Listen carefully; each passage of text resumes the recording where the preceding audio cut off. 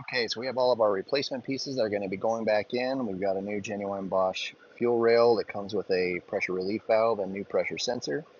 We always replace these because they hold a lot of contamination inside of the rails. We've got our fresh remanufactured injectors here. We've got them all in VCI bags. I like to open them up one at a time as I install them, just to avoid any cross-contamination. We have our sonic wash high pressure lines. We have our new connector tubes. We always replace the connector tubes. The edge filters have a tendency to hold a lot of contaminants. And we also like fresh mating surfaces that will meet up with the injectors to make sure we don't have any high pressure leaks. We have our replacement CP3 injection pump that we have rebuilt. New valve cover gasket.